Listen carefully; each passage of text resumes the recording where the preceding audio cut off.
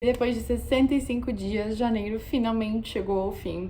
Oi, eu sou a Jéssica e seja bem-vindo ao primeiro mês do desafio de fazer algo novo todo mês. Se você chegou aqui agora e não sabe o que eu tô falando, eu vou colocar aqui em cima o vídeo onde eu falo sobre o desafio pela primeira vez em mais detalhes, mas sinceramente é muito simples. Eu criei o desafio de fazer algo novo todo mês em 2021, quando eu tava vivendo no piloto automático e eu precisava fazer alguma coisa para sair daquela rotina e experimentar coisas novas. E sinceramente foi uma experiência incrível. Eu fiz muitas coisas que eu nunca tinha feito, coisas que eu faço até hoje. E ano passado eu percebi que eu estava nesse piloto automático também.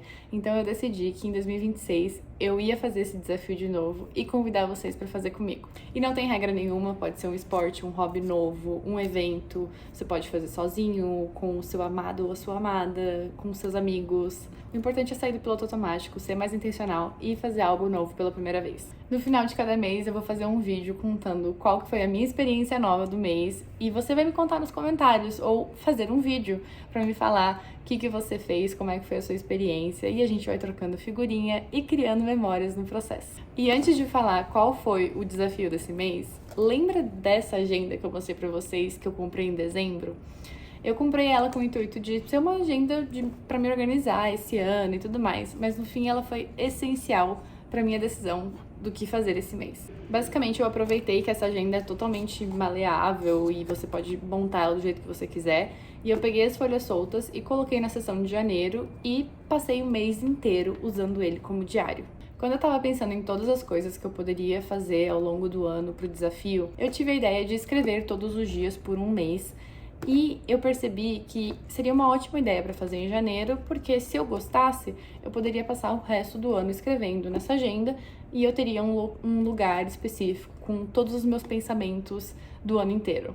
E assim, eu não sei se é só no meu Instagram e o tipo de pessoa que eu sigo, mas eu tenho visto muito nos stories as pessoas compartilhando delas realmente sentando para escrever os sentimentos, os pensamentos, enfim, fazendo o famoso journaling. Mas, sinceramente, antes do desafio, eu nunca tinha sentido vontade de fazer isso. Eu não conseguia ver muito propósito e eu não me sentia tão influenciada a começar por conta disso. Mas o desafio foi o pontapé que eu precisava. Mas tá, depois de 31 dias escrevendo na agenda, qual é o meu veredito? Eu tô muito feliz que eu fiz isso. Sério, porque eu me senti uma criança de novo. Eu me reconectei com uma parte de mim que eu tinha esquecido que existia. Mas eu sempre amei escrever, eu sempre tive milhares e milhares de cadernos pelo meu quarto, eu sempre fui do papel e caneta, sempre tive diário, mas sinceramente eu também nunca consegui manter a constância nos meus diários. Mas eu não escrevia há anos e eu não tinha percebido que tanto tempo tinha se passado e o bem que me fazia. E assim, como eu não sabia como seria implementar esse hábito, eu não coloquei regra nenhuma. Então não tinha regra de que horas do dia eu tinha que escrever, quanto que eu tinha que escrever, se tinha que ser meia página, uma página, 2 páginas, por quanto tempo. Então podia ser 5 minutos, podia ser 20 minutos. Eu não criei um roteiro do que eu precisava escrever todos os dias. Eu realmente quis deixar bem livre porque eu queria ver o que ia sair disso, o que ia vir de mim, de inspiração. Eu acho que isso de não ter colocado muitas regras foi muito bom.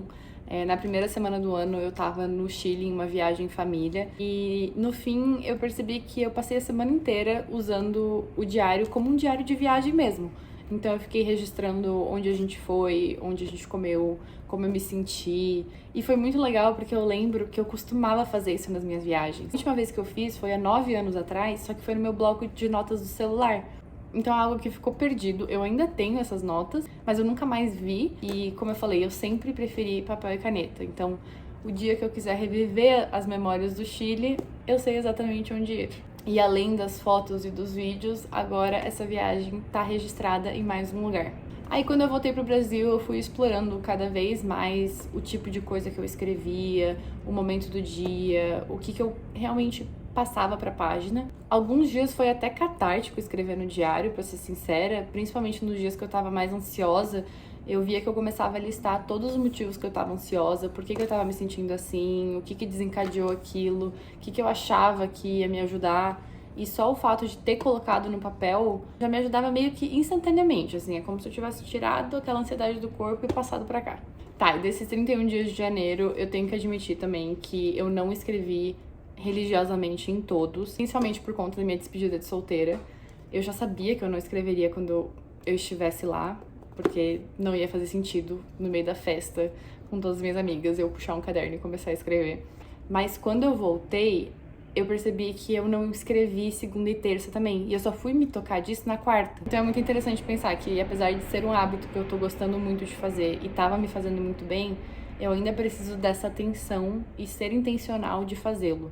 E é muito mais fácil manter um hábito quando você já tá no ritmo do que ficar começando e parando, começando e parando. E isso vale pra qualquer hábito, então tem uma lição de vida aí. Mas pra mim, a parte mais legal de ter escrito esse mês inteiro foi saber que eu tenho 31 versões de mim escritas em um caderno, que eu sei que quando eu pegar pra ler em dezembro, por exemplo, vão ter detalhes que eu nem lembrava, sentimentos que eu não vou mais estar sentindo, ansiedades que eu vou ver que não tinha motivo. E eu sempre fui muito apegada a fotos e vídeos, principalmente por ser um registro como se estivesse congelando aquele momento. E escrever nada mais é do que congelar um momento numa folha de papel. Porque não importa se você está escrevendo um diário, um poema, uma carta de amor, você está registrando os seus pensamentos, sentimentos naquele momento e aquilo fica registrado para sempre. E eu acho isso muito lindo. Eu sinceramente pretendo manter esse hábito até o final do ano. Eu fiquei muito feliz com o resultado. Eu tô muito ansiosa para os próximos desafios ao longo do ano. Não sei o que vai vir até dezembro. Eu também tô muito animada para ouvir nos comentários o que vocês têm feito por aí. E se você chegou agora no desafio, não tem problema. Não importa se você não fez algo novo em janeiro. O importante é sair da zona de conforto e sair do piloto automático. E vai ser muito legal ter você fazendo parte dessa jornada junto. Então me conta aqui nos comentários o que você fez de novo em janeiro, o que você pretende fazer em fevereiro. A gente vai se falando e eu vejo você no próximo vídeo.